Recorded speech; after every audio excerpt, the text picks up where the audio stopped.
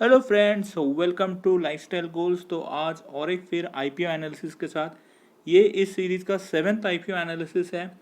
जो लोग आईपीओ में इन्वेस्ट करना चाहते हैं उनके लिए एक स्पेशल प्लेलिस्ट है जिसमें हम लोग ने ऑलमोस्ट अभी तक 6 आईपीओ एनालिसिस कर चुके हैं। इसका लिंक ऊपर आई बटन में दिया रहेगा। इस प्लेलिस्ट में जाके आप लोग चेक कर सकते हो। आप लोग अगर नए हो इस चैनल पे तो इस वीडियो को अंत तक देखिए, और अगर अच्छा लगे तो ज़रूर सब्सक्राइब और एक लाइक कर दीजिएगा। आज जिस कंपनी का आईपीओ एनालिसिस हम लोग करेंगे उसका नाम है मंगलम वर्ल्ड वाइड। ये कंपनी स्टेनलेस स्टील मैन्युफैक्चरिंग में इन्वॉल्व है। इस कंपनी का 2 प्लांट है इंडिया में, एक है हलोल में, एक है चंदोगढ़ में, और ये ब्राज़ील एंड दूसरे कुछ मार्केट में एक्सपोर्ट भी करती है। तो अब हम लोग चले जाते हैं स्ट्रेट आईपीओ डिटेल्स में। तो ये आईपीओ सब्सक्रिप्शन के लिए ओपन होगा 30 जून, एंड होगा 4 जुलाई। प्राइस है 101 रुपये पर शेयर।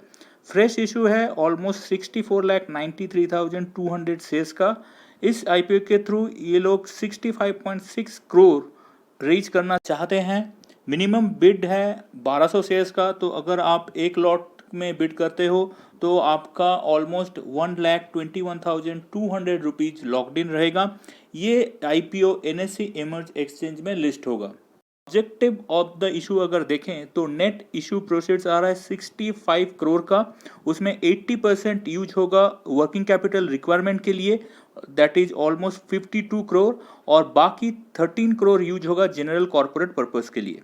कंपनी का restated standalone and consolidated financial statement अगर आप देखोगे तो रेवेन्यू में एक अच्छा ट्रेंड दिखाई दे रहा है, एंड रिसेंट फाइनेंशियल ईयर में revenue and PAT record number post किया है।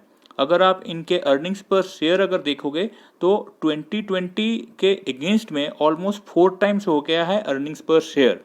कंसोलिडेटेड स्टेटमेंट में भी सेम ट्रेंड दिखाई दे रहा है, बट एक स्मॉल नेगेटिव है कि इनका जो टोटल बोरोइंग नंबर्स है वो भी ऑलमोस्ट 3 टाइम्स बड़ा है एज अगेंस्ट 2021।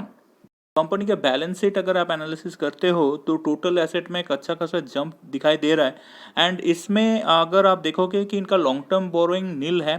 करंट जो शॉर्ट टर्म बोरोइंग है उसमें almost 46 crore short term borrowings दिखा रहा है।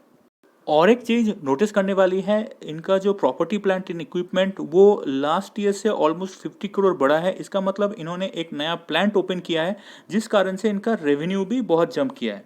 अगर आप इनके पीएनएल स्टेटमेंट को एनालाइज करेंगे तो इनका जो ऑपरेटिंग मार्जिन बन रहा है वो 1.5 से 2% के आसपास है, और नेट मार्जिन भी 1% के आसपास है। एंड रिसेंट ईयर में जो जंप आपको दिखने को मिल रहा है रेवेन्यू में, वो बेसिकली इनका और एक प्लांट कमीशनड हुआ है, इसीलिए उसी प्लांट से जो रेवेन्यू आ रहा है उसके लिए एक बम्प अप रेवेन्यू मिल रहा है। कैश फ्लो स्टेटमेंट अगर आप देखोगे तो ऑपरेटिंग कैश पॉजिटिव है, बट रिसेंट ईयर्स में थोड़ा डिक्लाइन हुआ है। नेट कैश भी पॉजिटिव है। तो लिटिगेशंस की अगर बात करें तो इस कंपनी के अगेंस्ट में 2 लिटिगेशन केसेस चल रहे हैं जिसका टोटल अमाउंट इन्वॉल्व है ऑलमोस्ट 15.3 करोड़। ये 15.3 करोड़ इनके जो रिसेंट फाइनेंशियल ईयर्स के अर्निंग्स है उससे भी ऑलमोस्ट 3 करोड़ ज़्यादा है। के स्टैंडअलोन कंटिंजेंट लाइबिलिटीज का नंबर अगर आप देखोगे तो रिसेंट फाइनेंशियल ईयर में वो बढ़ के हो गया है ऑलमोस्ट 21 करोड़। ये बहुत बड़ा अमाउंट है कंपेयर टू देयर अर्निंग्स, तो ये एक नेगेटिव मुझे लग रहा है। और कुछ बिजनेस रिलेटेड रिस्क जिसको आप इग्नोर नहीं कर सकते, जैसा फर्स्ट रिस्क है, इन्होंने बोला कि we do not own our factory premises. तो जो फैक्ट्री इनके पास है वो एक्चुअली इन्होंने ओन नहीं करते, तो दैट्स ए नेगेटिव। सेकेंड है कि company is dependent on few numbers of customers. तो इनके जो टॉप 10 कस्टमर्स के कंट्रीब्यूशन है वो है ऑलमोस्ट 82%। सो एक भी बड़ा कस्टमर चला जाता है तो इनका रेवेन्यू में बहुत बड़ा इम्पैक्ट पड़ेगा। कंपनी का नेट वर्किंग कैपिटल अगर आप देखोगे तो ओवर द ईयर्स एक डिक्लाइनिंग ट्रेंड में है, जो मेरे लिए एक नेगेटिव है। एंड मुझे ये लग रहा है कि इसी वर्किंग कैपिटल रिक्वायरमेंट के लिए ही इन्होंने ये आईपीओ ला रहे हैं। कंपनी के जो प्रमोटर्स हैं उनका अगर एवरेज प्राइस ऑफ एक्विजिशन देखते हैं तो वो ऑलमोस्ट 10 to 15 रुपीज़ के आसपास है, बट ऑफर ये लोग कर रहे हैं 101 रुपीज़ के आसपास। तो ये ऑलमोस्ट 10x प्रीमियम चार्ज कर रहे हैं। अब चलते हैं कंपनी के वैल्यूएशन की तरफ। तो इनका वेटेड एवरेज स्टैंडअलोन ईपीएस बन रहा है 5.51 and consolidated weighted average EPS बन रहा है 6.85। अगर स्टैंडअलोन नंबर को भी आप लेते हो तो उसके ऊपर ऑफर प्राइस का जो मल्टीपल बनता है वो है 18.32।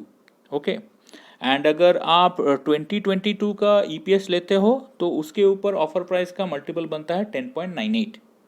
नाउ अगर आप पीयर वैल्यूएशन करते हो तो इसका जो पीएस इन्होंने सिलेक्ट किया है उसमें एक का पी आ रहा है नेगेटिव, मतलब उसका अर्निंग्स नेगेटिव में है, और एक पीयर का जो पी आ रहा है वो है 1.84। तो उसके अगेंस्ट में इनका जो ऑफर प्राइस ये लोग दे रहे हैं उसका जो पी है वो ऑलमोस्ट 10.98 टू 10.97 के आसपास बन रहा है। तो उस हिसाब से मुझे लगता है कि ऑफर जो है थोड़ा सा ओवर वैल्यूड है। एंड अगर आप और भी कुछ कुछ पॉइंट याद रखेंगे जैसे contingent liability and the litigation cases, तो उस हिसाब से मुझे लगता है ये थोड़ा रिस्की बेट रहेगा। तो ओवरऑल अगर आप स्टील इंडस्ट्री में एक्सपोजर लेना चाहते हैं तो there are much better options available. IPO में लिस्टिंग गेन्स के लिए अगर आप इन्वेस्ट करना चाहते हो तो मुझे लगता है कि ये आईपीओ आपको निराश नहीं करेगी, बट इसके जो रिस्क मैंने बताए हैं जैसे contingent liabilities risk and the litigation risk वो भी बहुत बड़े हैं। तो होपफुली आपको ये एनालिसिस अच्छा लगा है। Please do your own research before investing in such stock. Thanks for watching, keep learning.